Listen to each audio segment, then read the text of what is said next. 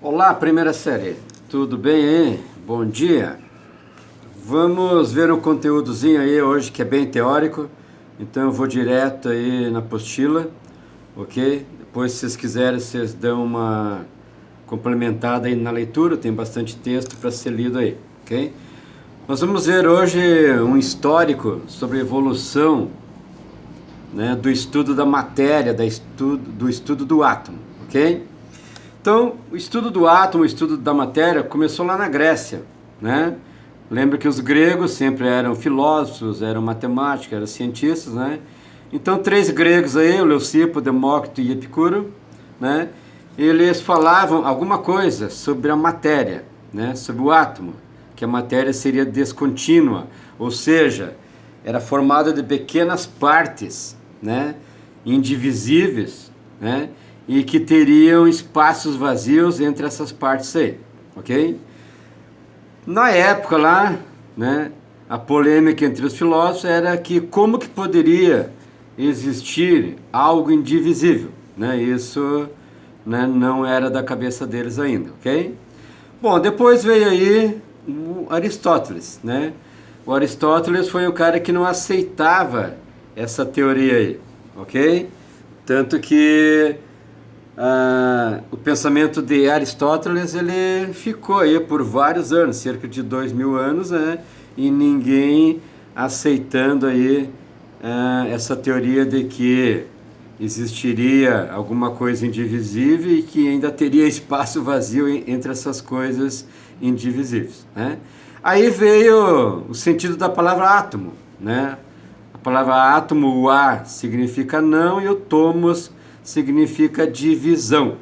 Então, átomo seria uma coisa, né, não divisível, ok? Bem, mais próximos aí dos nossos séculos, não muito próximos, século XVI, veio Dalton.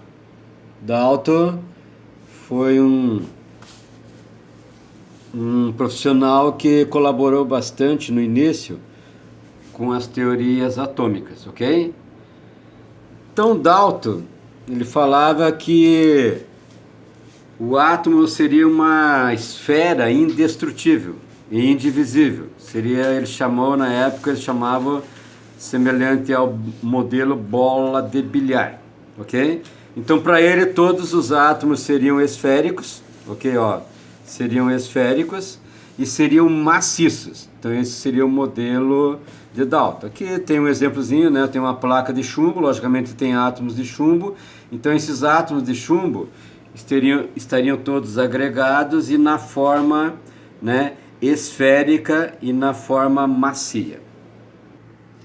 Bom, vamos ver aí, né, alguns tópicos aí que o Dalton falava.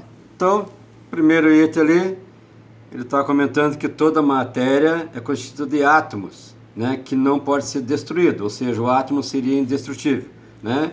Depois, segunda, que o átomo seria indivisível. Um outro item que ele comentava aí, que os átomos são constituídos por um mesmo elemento. Logicamente, se eu tiver um pedaço de ouro, eu terei átomos de ouro. E ele falava ainda que os átomos podiam se combinar, né, formando novas substâncias, né, que é o que ocorreu muito e ocorre muito hoje, que é a formação de compostos, né? É você ligar elementos com outros e gerar compostos, ok? Tipo a água é hidrogênio e oxigênio, o álcool é carbono, hidrogênio e oxigênio, ok? E ele também falava que essas reações, né, elas ocorreriam com o rearranjo dos átomos, ok? E não se criava nada, não se destruía nada, ok? Isso aí já depois, quem veio comprovar isso aí foi Lavoisier, lembra? Vimos no ano passado, né? Na natureza nada se cria, nada se perde, né? Tudo se transforma. Bem, vamos dar uma olhadinha agora ali na natureza elétrica da matéria, ok? Aí de novo, ali no começo, aparece mais um grego aí, Tales de Mileto, ok? Você já deve ter visto isso aí em física, né? Que quando esfregava um objeto num pedaço de pano, né, ele criava algumas características elétricas, ok? É tipo aquele esquema lá de você esfregar um pente no cabelo e depois pegar alguns pedacinhos de papéis, ok? Mas alguns nomes aí depois que apareceram, né? Lá por volta de 1600 foi o William Gilbert, ele era da Inglaterra, ele era um médico, ok? E ele trabalhou com essas atrações aí de pequenos corpos, ok? Depois veio Benjamin Franklin, né? O cara aquele lá do papagaio lá, que levou um choque soltando um papagaio em dia de chuva e, né, descobriu a eletricidade. Depois veio Faraday, né? Depois Stoney. Esses caras aí tudo também tu vai ver em física. Isso é mais conteúdo de física. Aqui na química é só uma introdução, né? Para a gente chegar aí na natureza elétrica do... Bom, nós temos um outro cientista aí que colaborou muito, foi o Crookes, né? O Crookes, então, ele criou a famosa ampola de Crookes.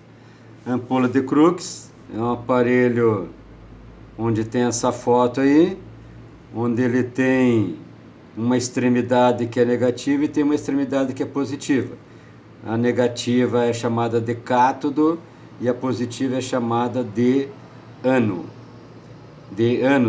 E isso aí era tudo em vácuo, então dentro dessa ampola era puro vácuo, né? E ainda era em baixa pressão, ok? Basicamente essa ampola de Crookes deu origem, né, aos televisores antigos, mais tradicionais aí, deu origem às lâmpadas fluorescentes, essas na forma de tubos, ok? Onde usa-se então ali os raios catódicos que vêm do cátodo, então são carga negativa. Os raios catódicos futuramente serão os elétrons, como nós vamos ver mais para frente aí. Então nós temos desenhozinho aí de uma televisão convencional, mais antiga, onde ela praticamente é uma aplicação, né, da ampola de Crookes. Bom, nós vimos lá antes, vimos Dalton. Dalton, ele não falava nada sobre cargas, ok, do átomo, não falava sobre natureza elétrica, nada. Era tudo teoria, ok? Até que veio Thomson, né, Joseph Thomson, ok, que demonstrou que os raios catódicos, eles eram cargas negativas, né, como eu já havia falado anteriormente ali, ok? E o Thomson, ele criou um modelo chamado pudim de passas, pudim de ameixa, né, onde ele dizia que o átomo seria uma esfera, né, maciça e positiva, e nela estariam incrustados os elétrons, que teriam carga negativa, ok? Então esse é o famoso modelo de Thomson, modelo chamado de passas ou, né, de ameixa, ok? Então aqui temos o desenho dele, tá? E depois veio um outro cara aí, veio outro cara, o Goldstein, né, que aperfeiçoou as ampolas de Crookes, ok?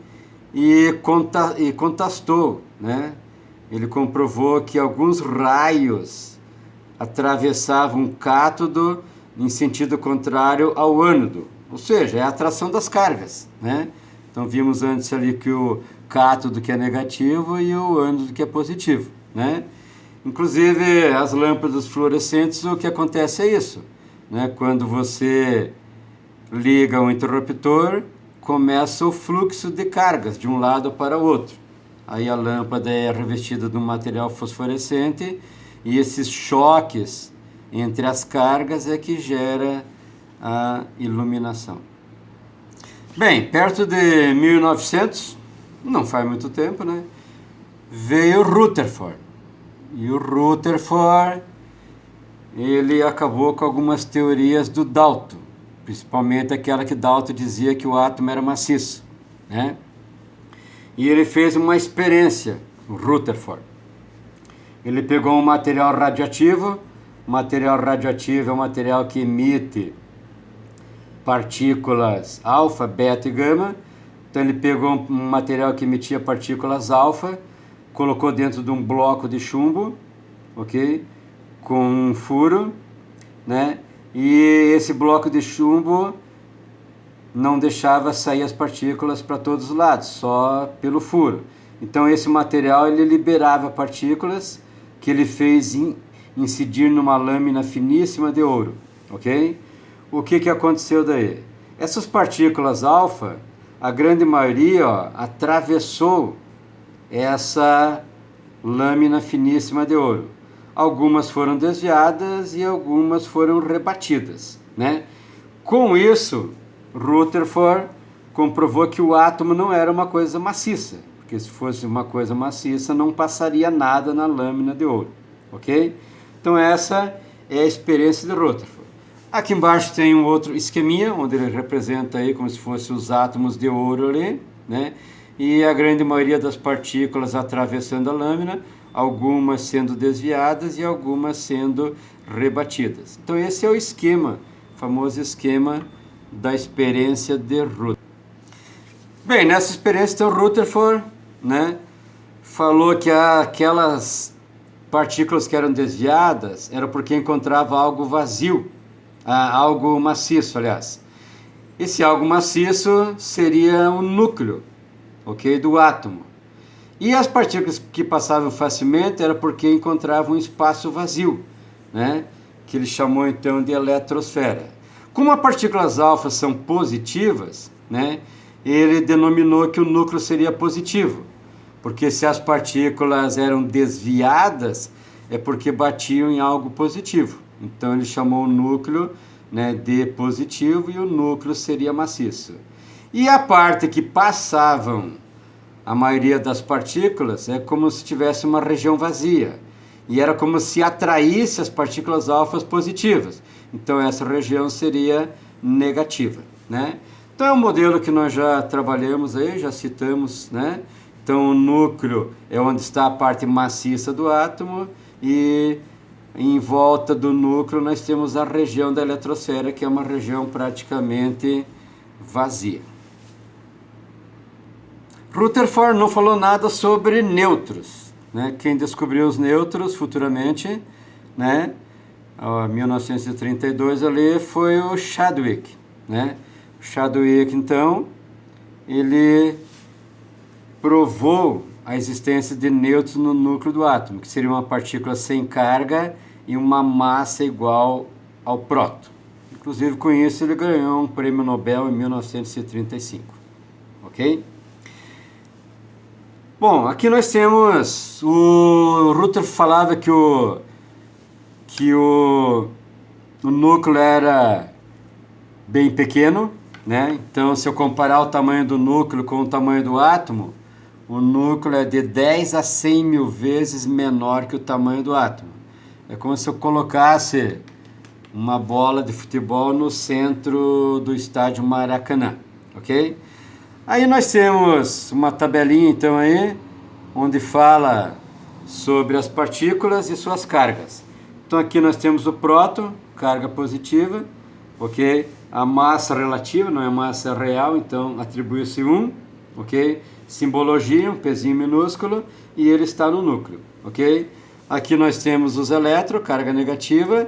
Ó, o elétron é perto de 2.000 vezes menor que o próton, né? Exatamente 1.836 vezes menor. Simbologia um Ezinho e está na eletrosfera. E temos o nêutron, que a carga é nula, a massa é semelhante à do próton, né?